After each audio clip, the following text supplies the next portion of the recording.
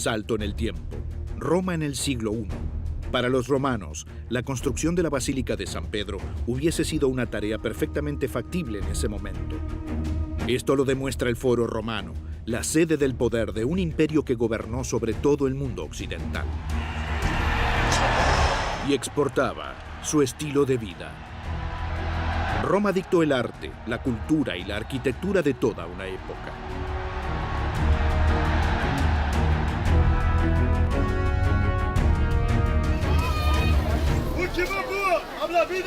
En ese momento, 1 millón de personas vivían en Roma, 20 veces más que en una de las ciudades más grandes del Renacimiento, Londres.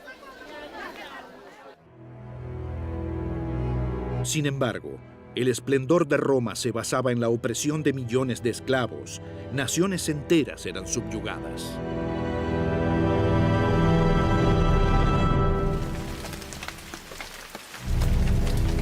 Durante siglos, la máquina militar de Roma logró mantener unido el imperio.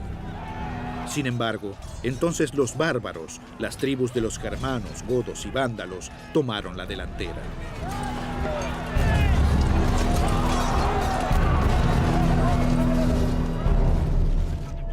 En el siglo V, el Imperio Romano Occidental dejó de existir. Roma, Caput Mundi, la capital del mundo, la metrópolis de 1 millón de habitantes, cayó en decadencia. Comenzó la Edad Oscura. Se perdió el conocimiento de la antigüedad, conocimientos en todas las áreas, especialmente en ingeniería y arquitectura, en matemáticas y física. Las ruinas de la antigüedad se convirtieron en canteras. Pocas generaciones después de su colapso, ya nadie era capaz de hacer nada comparable.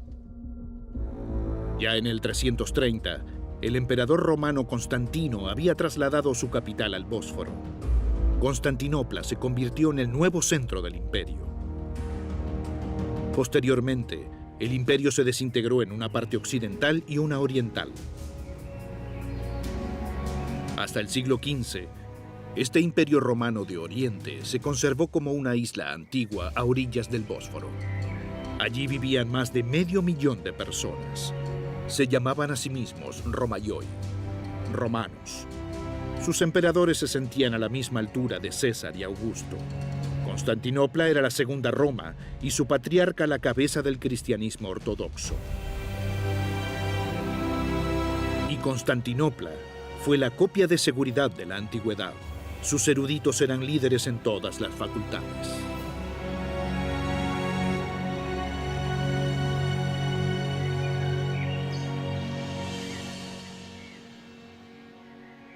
La Roma de Oriente fue el bastión de la antigüedad en un mundo medieval.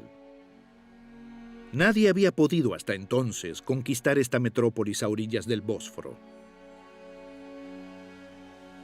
Sin embargo, una séptima parte de la población eran comerciantes de Génova, Pisa y la República de Venecia, los denominados latinos.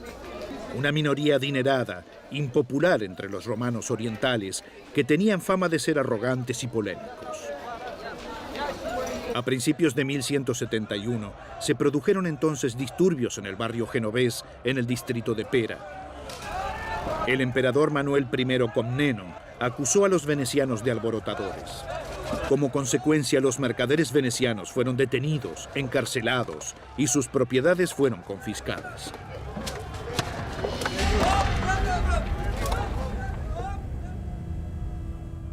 Venecia defendió a sus compatriotas en vano. Fue el comienzo de un conflicto de una década que finalmente terminó en una catástrofe para Constantinopla.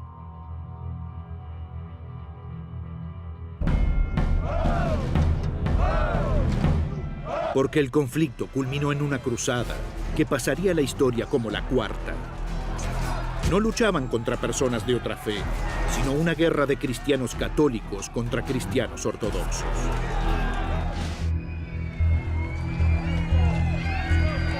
En la noche del 13 de abril de 1204, colapsó la resistencia de las tropas imperiales. Durante 3 días, la ciudad fue saqueada por los cruzados. Muchos habitantes fueron abusados, violados o asesinados.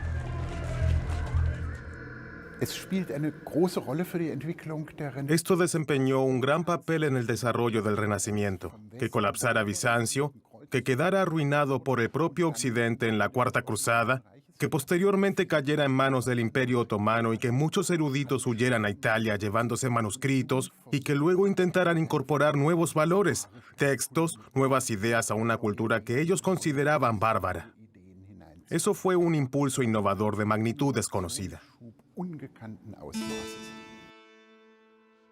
Obras de valor incalculables acumuladas en las bibliotecas de Constantinopla. Todo el conocimiento de la antigüedad. Cientos de eruditos y artistas abandonaron la ciudad profanada y huyeron hacia Occidente. En su equipaje había valiosos libros. El erudito Manuel Crisoloras fue uno de ellos. El canciller de Florencia le ofreció una cátedra en su universidad. También le envió a Crisoloras una lista de obras antiguas que deseaba.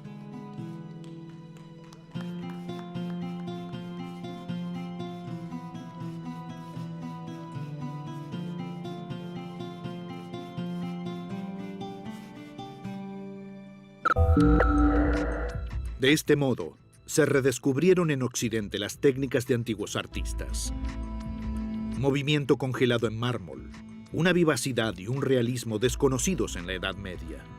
Antiguos frescos inspiraron la pintura. También llegaron a Occidente obras antiguas de ingeniería. Esto desencadenó una ola de innovaciones técnicas. Fueron enseñadas nuevamente las antiguas ideas del movimiento de las estrellas. Y las ciencias, especialmente las matemáticas y la física, experimentaron un impulso inesperado después de siglos. Los europeos aprenden de varias culturas avanzadas. Aprenden de los griegos, de los romanos, de los árabes, aprenden de Bizancio y también de los indios. Los famosos números árabes provienen en realidad de la India. Desarrollan algo nuevo a partir de esto. Es decir, no solo copian, sino que aprenden estas cosas y las difunden en forma impresa. Discuten al respecto de un modo que no fue el caso en ninguna otra cultura.